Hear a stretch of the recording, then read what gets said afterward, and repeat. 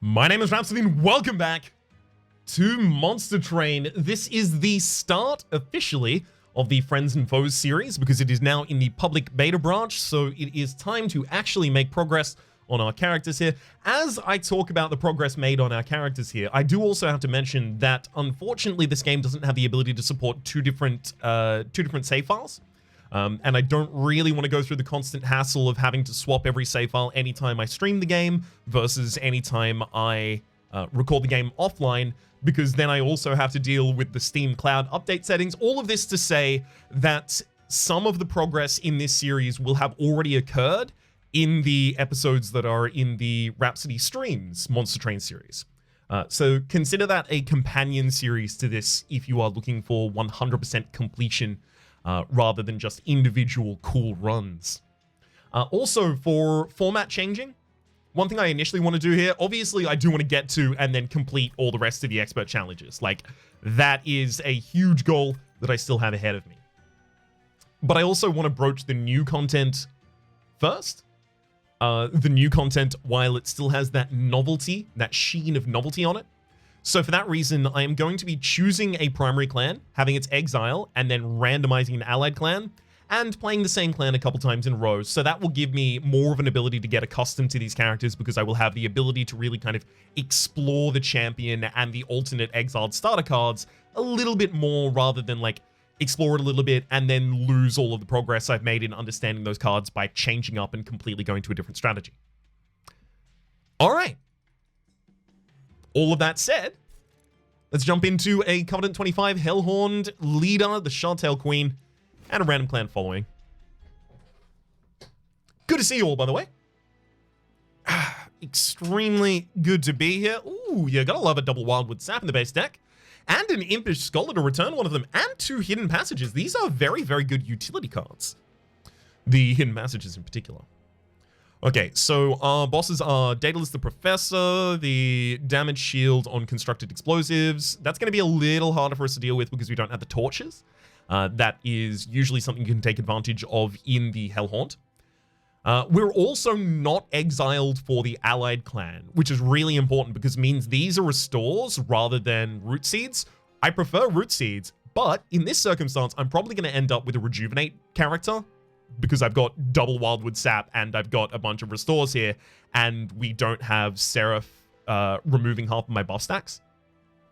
Also got Fell Wing of Light, Scourge cards to your hand and deck. Okay, so we're going to have to prepare for Fell Wings of Light as well, which means what? We need bottom line, we need sweep, we need backline, we need direct damage. There are a bunch of different things that we could use in order to handle this.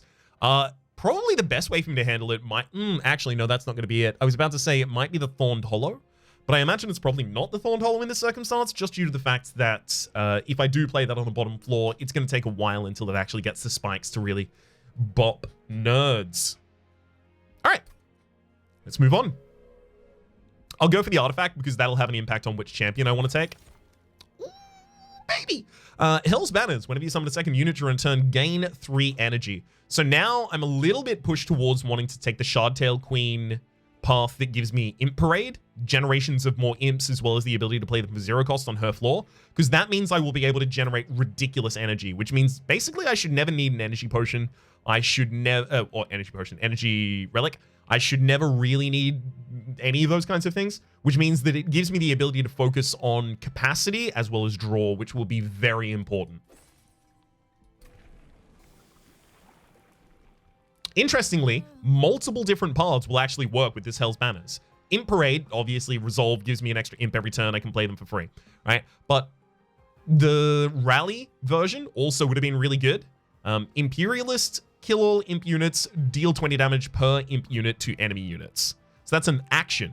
Triggers at the start of the unit's turn, so before we deal damage as well. That can be really useful, definitely.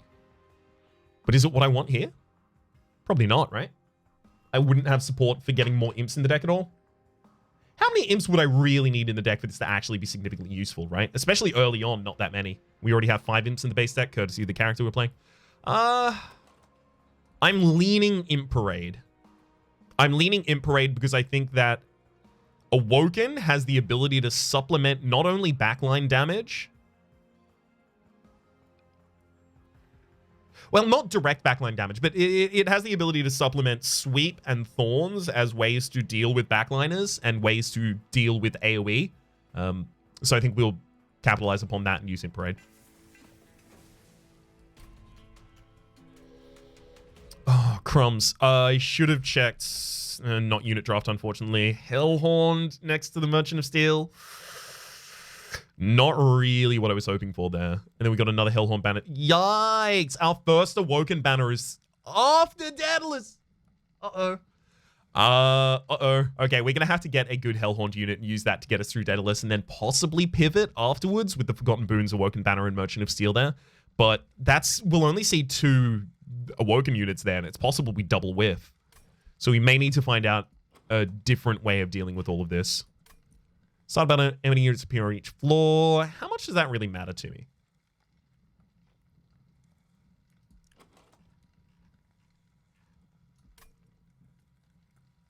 Not as much as the money? I think it's not as much as the money. Hopefully we get an imp in the opening hand at least. Well, you count, but not really what I was going for. But you do count, so fair enough. These are going to come up and they will have the ability to deal 12 damage total, but I will definitely have an imp in that hand by the time it'll kill the front, and then 6 to you, so you're going to be the one that I pop my regen on. So we should be totally fine with this. Also, for those of you who've commented on previous episodes that there's a little bit of an audio imbalance, or that the game volume is a little high, or that you have to turn up the sound of my videos in order to hear my voice so loud that it makes the ads blow your eardrums out, I do apologize, and hopefully the steps that I have taken recently help to rectify that. Okay. Real shame I can't do anything about the collector.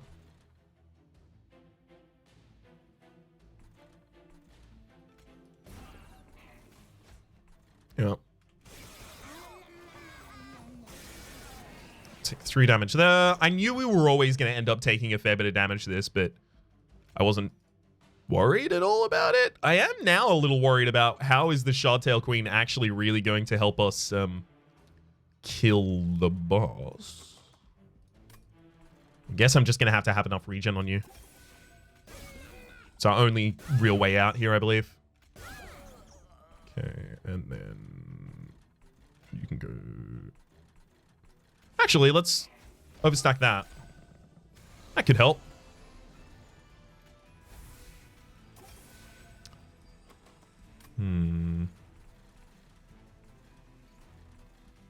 I do need to kill the chumps in front, otherwise the Shardtail Queen is going to have a much harder time. Yep. So we've taken 15 HP worth of damage. I often will sacrifice 15 HP for...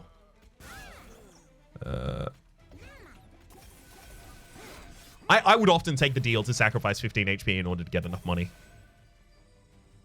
Okay, and then hidden path. Oh, I can't send you... dang, otherwise I was going to use the Impish Scholar. It was going to be a good time. Well, at least we had a way of finishing out that fight there. So we have no scaling damage in this deck yet. Fledgling Imp seems good. It helps us scale some damage on that floor. Or, admittedly, not a huge amount, but some. Vent is AoE, though. And I am very much lacking AoE, and I've identified multiple different points in the run where AoE will be the thing that will kill me if I don't have it, so... I think it'd be daft of me not to take that. There's also another Sharpen. I say. A single Sharpen there. Maybe I take the Wildwood Sap, though, and, like, heavily speculate on getting a unit that utilizes that effectively. Okay.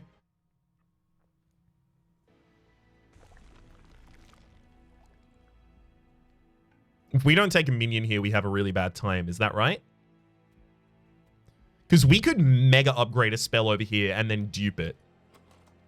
What spell would we even mega upgrade? It would probably be Vent or Wildwood. Oh, actually, Vent matters a lot. Oh, double stack. And then the +10 for Vent as well. Oh my gosh.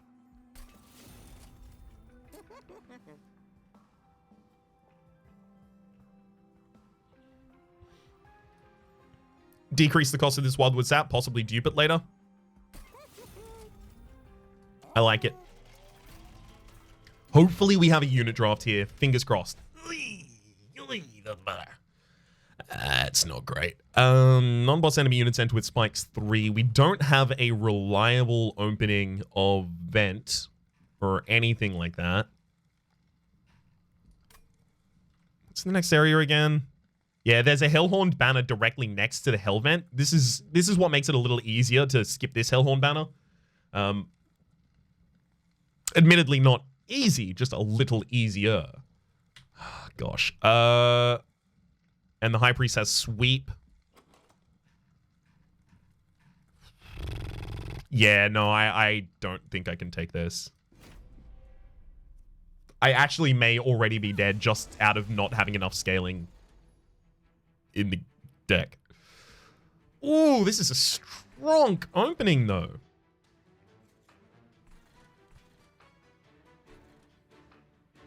Okay.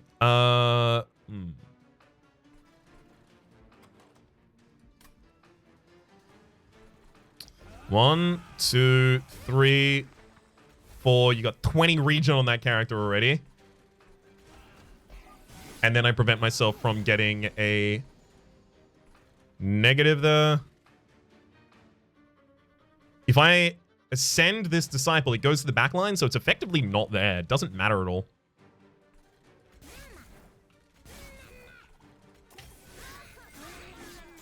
Okay.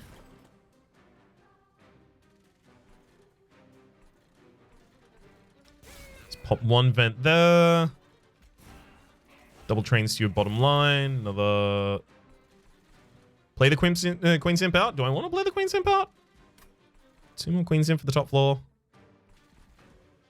Yeah, I'll play you out on the bottom floor just to get rid of you, and then vent.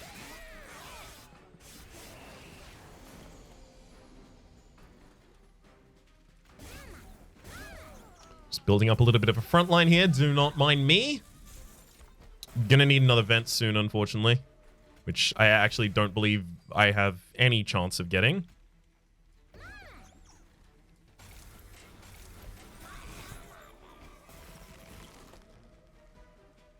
Thankfully, just enough regen on a character. As long as I or have more health than the amount of damage the enemy can do in a single round, I'm fine.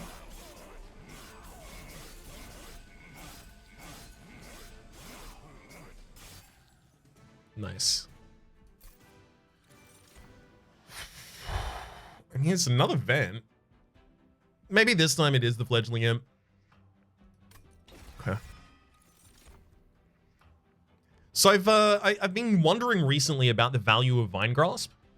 And in 2 different circumstances, I've had its value proven to me a little bit more. Now, the first was a discussion with Salink, who I've mentioned a couple times over the course of the series, as well as especially the streamed episodes. Salink being a very extremely good Monster Train player. And content creator as well. On YouTube as well as over on Twitch. Now, I was talking about Vinegrass with them because I thought maybe I was undervaluing it because it represents the ability to do something that the Awoken doesn't often have the ability to do, and that is the management of units' positions. And from that conversation, I walked away thinking, yeah, I think I'm undervaluing it. I think Sal also said that he feels he's undervaluing it at the moment as well. And then a while afterwards, I was watching Sneaky Tick stream. Sneaky, obviously, also another friend of the channel, someone I've worked with previously in the past. Obviously, Ladder Streak series is that's the one with Sneaky Tick. But I was talking with Sneaky about it, or rather, I was watching Sneaky stream. Sorry, and Sneaky was talking about Vine Grasp being oftentimes analogous to March of Shields, but 0 cost, because a lot of the time you'll end up using March of Shields to displace your enemies. So the difference between deal 3 damage and give 10 armor, like, it's bad if I have to Vine Grasp one of my own minions, but it's better if I Vine Grasp an enemy minion over March of Shielding them. I'm going to take the Vine Grasp here. That's a very long way for me to say I'm going to take the Vine Grasp.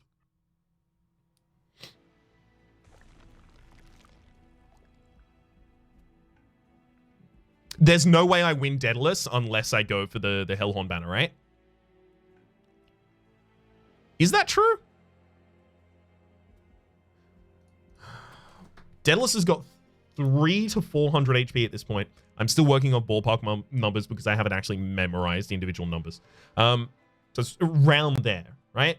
So how many rounds of 20 damage goes into that?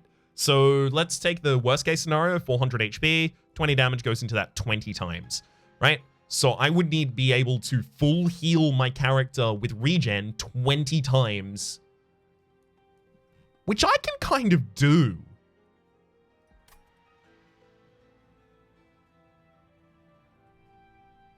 If I wanted to make it through the Daedalus fight without picking up a minion. That would give me an... No, don't get too tricky with it, Ryan. Random Hellhorn consumable card, melting an Umbra. I'll take the Hellhorned one for Impeter Box. Rage Ceremony, still take. Whoa, I didn't figure I was going to get an extra one there, so I was just trying to mash click through the event, but yeah, sure, I'll take an extra 10 gold there. Much appreciated. Alpha Friend. Easy. It's a very, very scalable unit. Pop a bunch of Wildwood Saps on it, and it won't die. It's good.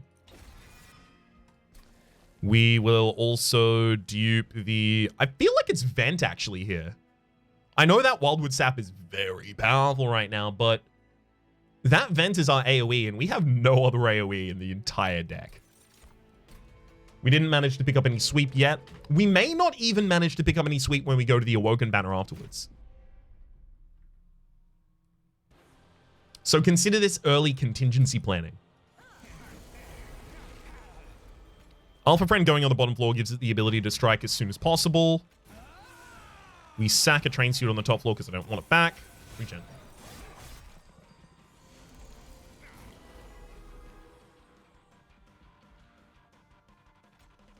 Pull you to the front, blow you up.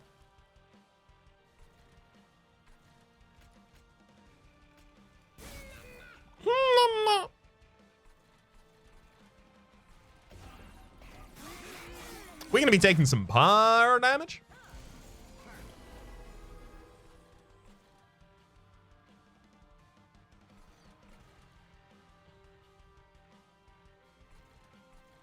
Uh-oh.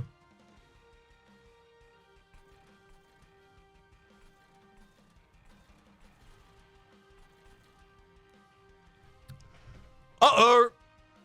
Oh, gosh. It's all right. I didn't realize I still had these on. That was for a stream thing. Wait, I can't even turn it off there? Yeah, turned it off and they're still on. Guess it'll be when I next reload. Don't love this. Got to admit. I'm feeling like our best solution here might actually be... Double Queen's Impling on the top line is really good. But I'm also thinking about like Double Queen's Impling on this line. Or what if I just like ascend the Alpha Friend and then accept that I lose the Shardtail Queen at some point in this fight? I don't like that because I just need not to lose this bottom floor. Wait, hang on. I'm only losing this bottom floor by exact damage right now. So as long as I use a restore, I'm fine. Never mind. Everything I said was dumb. To whoever out there just muttered under their breath, as per usual. Hey, I heard that. All right. Do we want a Hidden Passage someone? Wow, Daedalus, 600 HP. It's a lot more than I thought you had. Oh. Let's passage your way. Keep some damage on that target.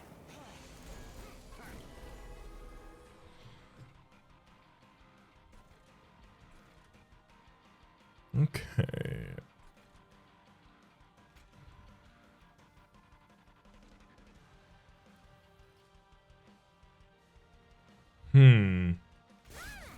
Vent you with that.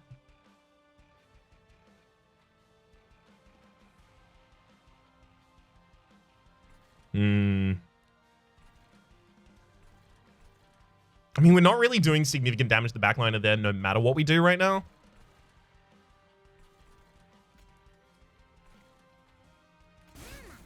Guess I'll play it there anyway.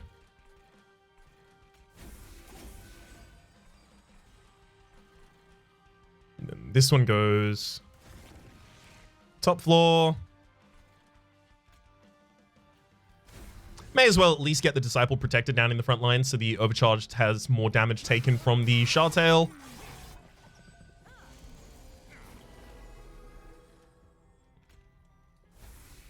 Okay.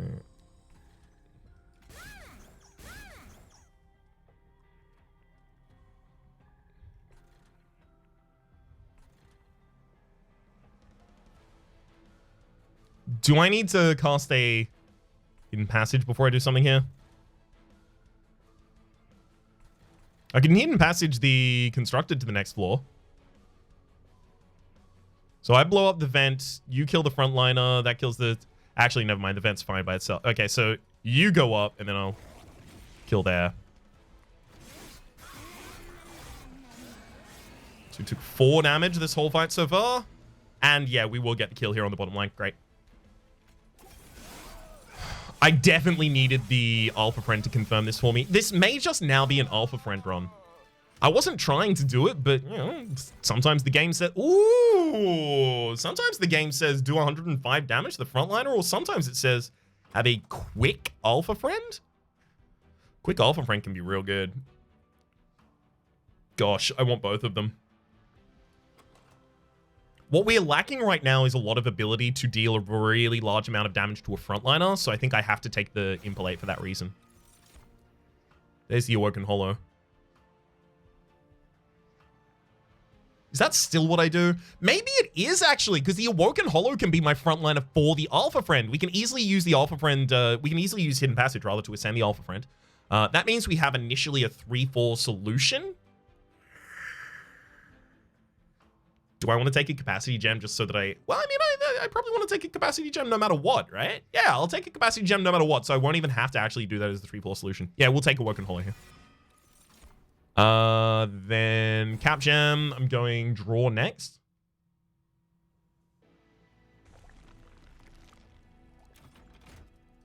I don't really care about the Awoken unit here anymore, but obviously we'll still look at it.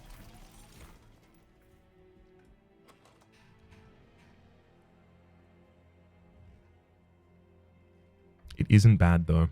We can't just rely on Vents doing all of our sweep, can we?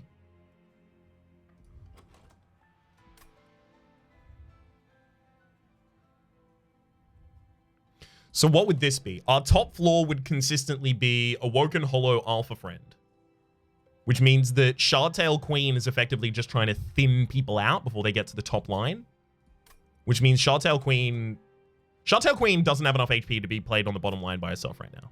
There is a Dark Forge there, but I don't think it significantly increases her health. I'm not going to take the rally line on you. I might take Imp Toss. But then if I take the Imp Toss, like, I've got that competing against Vent as well as the Shattered Shell. So you're really not guaranteed that many slays in that circumstance, sure. HP,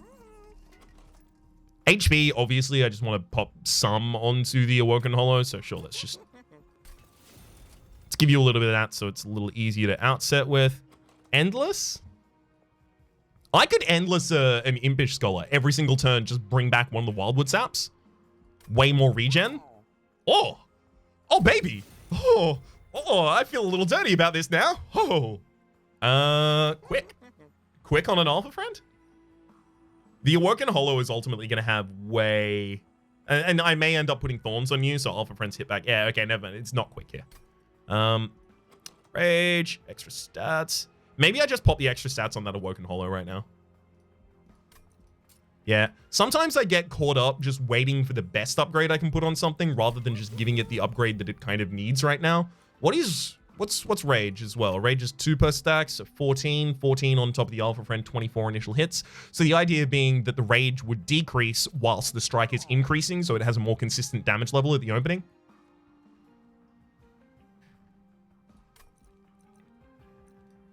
Not entirely set on that idea yet. Okay. I'm not rallying for damage. That's not our damage kill floor. That's not our, rather, it's not our boss kill floor. So we'll pump up the parade. Pump it up. Up the parade.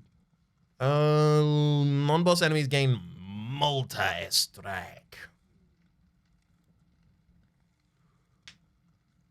C'est problématique.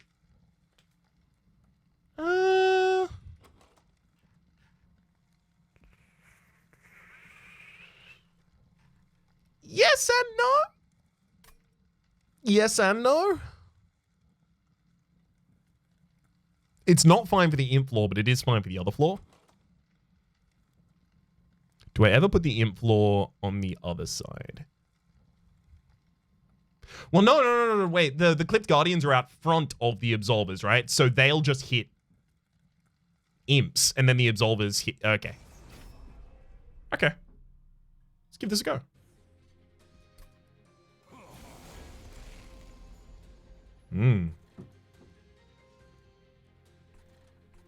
I mean, this is pretty much exactly how I wanted this one to go down. Orkin Hollow. Olva Friend. Shardtail. Pop an Impalate, and then a Queen's Impling. Ooh, that feels good right there. Ooh, that feels good. Let's pop a Train Steward there, because it eats both hits of the Clipped Guardian. And then I can Fledgling Imp here. Like it.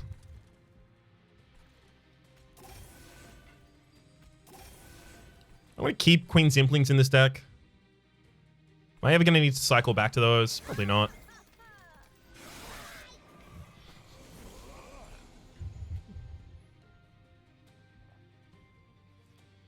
Okay.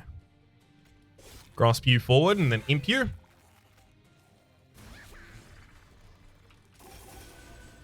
Just need to make sure that I don't have to deal with all of those. Okay, that vent by itself saves me on that bottom line. We can also just stock extra Train Stewards up behind there. I'm quite likely to end up doing that, in fact.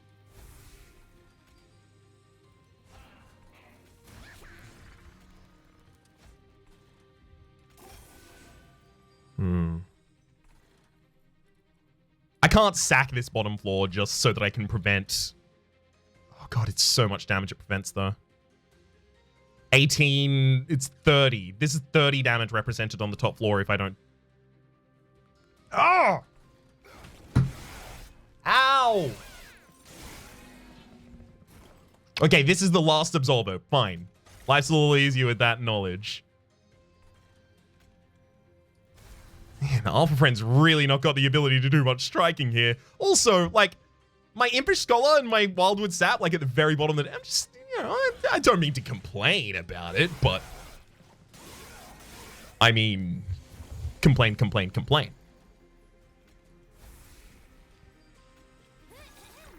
Ooh, that's exactly what we needed there. Now we die to the Clipped Guardian, don't we? 30... 58. Yep.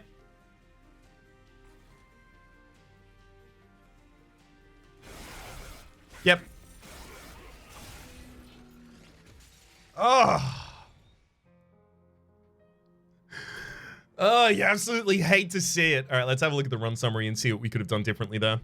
So obviously, oh God, what really would have saved us? Like, I don't want to talk about the things that obviously could have saved us, like draw order. If we got the Wildwood Saps just a little bit earlier, we would have had the ability to...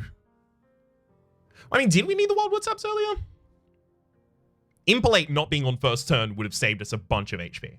Because literally, like, every round except for the first turn, we had out front a good target for the Impalate. In fact, exactly a good target for the Impalate, because it was doing 105 damage, which was the amount of health that the Clipped Guardians had. Impalate would be a really good holdover target in this deck.